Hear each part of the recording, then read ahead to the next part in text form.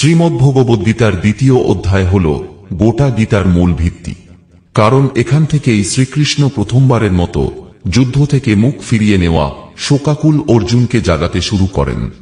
তবে একজন বন্ধুর মতো নয়, বরং একজন গুরু ও দিগদর্শকের মতো তিনি অর্জুনকে বোঝান জীবনের গভীর সত্য, আত্মার প্রকৃতি, কর্তব্যবোধ, কর্মযোগ ও মানসিক স্থিরতার মর্ম। আপনারা দেখছেন ভক্তিমূলক বাংলা ইউটিউব চ্যানেল পরম ধাম। আমাদের পরিবেশনা যদি আপনার ভালো লাগে তাহলে একটা লাইক দিয়ে এবং সাবস্ক্রাইব করে আমাদের পাশে থাকুন। আমরা নিয়মিত এই ধরনের ভক্তিমূলক ভিডিও পরমেশ্বরের চরণে নিবেদন করে থাকি। সাংখ্যযোগ গীতার দ্বিতীয় বৃহত্তম অধ্যায়। এতে মোট ৭২টি শ্লোক রয়েছে। সাংখ্য শব্দটি এখানে আত্মতত্ত্ব বা তত্ত্বজ্ঞান অর্থে ব্যবহৃত হয়েছে। পূর্ব অধ্যায়ের রেশ ধরে প্রথম 10টি শ্লোকের মাধ্যমে অর্জুনের মনের বিষণ্ণতা নিয়েই আলোচনা করা হয়েছে বিভিন্নভাবে। এখানে কিংকর্তব্য বিমূঢ় অর্জুন শ্রীকৃষ্ণের কাছে জানতে চান যে কিভাবে তিনি তার মনের বিষণ্ণতাকে দূর করে কর্তব্যকর্ম নির্ধারণ করতে পারেন। প্রিয়ভক্ত অর্জুনের শোক ও বিষাদ দূর করে তাকে কর্তব্যকর্মে উদ্বুদ্ধ করতে শ্রীকৃষ্ণ 11 শ্লোক থেকে 30তম শ্লোক পর্যন্ত ধাপে ধাপে আত্মতত্ত্ব বিশদে আলোচনা করে শোনান। এখানে তিনি দেহের নশ্বরতা ও আত্মার অবিনশ্বরতা, দেহ ও সুখ দুঃখাদির অনিত্যতা এবং আত্মার নিত্যতা সম্পর্কে উপদেশ দিয়েছেন। শ্রীকৃষ্ণ অর্জুনকে প্রথমে বোঝান আমরা আসলে এই শরীর নই, আমরা আত্মা। শরীর আসে যায়, জন্ম নেয়, মরে, কিন্তু আত্মা অবিনশ্বর, জন্মহীন ও মৃত্যুহীন।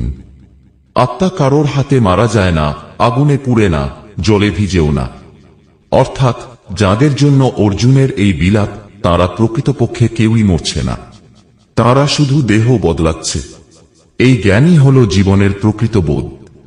পণ্ডিত ব্যক্তি কখনো কারো মৃত্যুতে শোক করেন না। এরপর পরবর্তী 7টি শ্লোকে শ্রীকৃষ্ণ স্বধর্ম পালনের প্রয়োজনীয়তা দেখিয়ে অর্জুনকে যুদ্ধে প্রণোদিত করতে প্রয়াসী হয়েছেন। অর্জুন যেহেতু একজন ক্ষত্রিয়, তার কর্তব্য হল ন্যায়ের জন্য যুদ্ধ করা। শ্রীকৃষ্ণ বলেন যদি সে তার দায়িত্ব এড়িয়ে যায় তবে এটা মহাপাপ হবে। সমাজ তাকে কাপুরুষ বলবে। বরং নিজের স্বার্থ, আবেগ বা সম্পর্ককে দূরে রেখে ন্যায্যভাবে কর্তব্য পালন করাই জীবনের সঠিক পথ।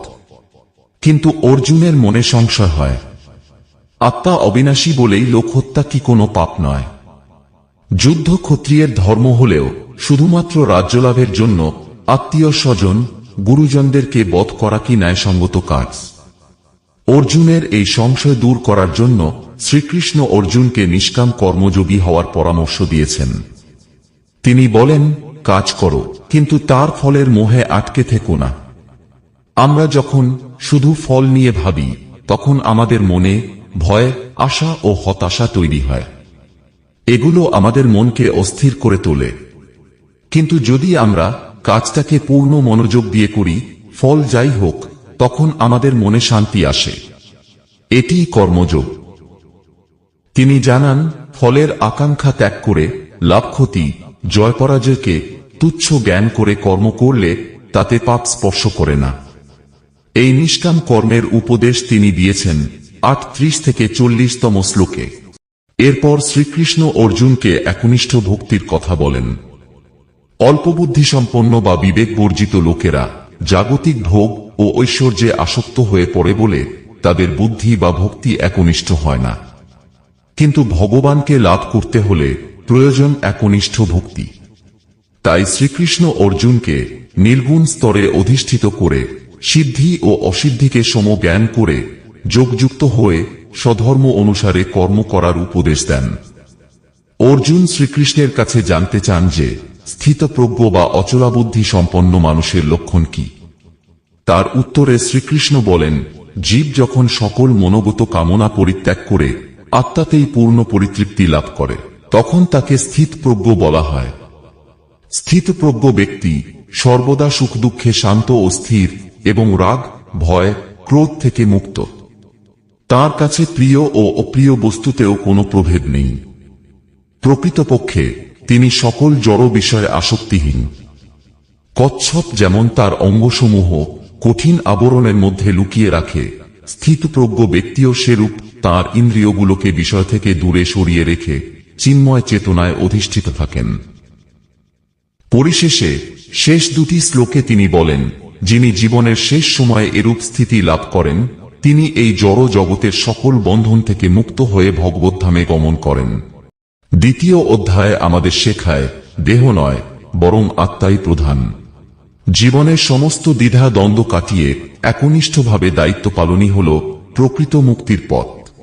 ফল নয়, কাজের প্রতি মনোযোগ দেওয়াই একমাত্র শান্তির উপায়। আর এভাবেই একজন সত্যজ্ঞানী মানুষ আত্মবিশ্বাসে পূর্ণ থাকেন। শ্রীকৃষ্ণের এই জ্ঞান শুধু অর্জুনের জন্য নয়, এটি আমাদের সকলের জীবনে প্রযোজ্য। যতবার আমরা ভেঙে পড়ি, মানসিক স্থিতি বিপর্যস্তের ফলে পথ হারিয়ে ফেলি, এই শিক্ষা আমাদের শক্তি দেয়, আলোর পথ দেখায়।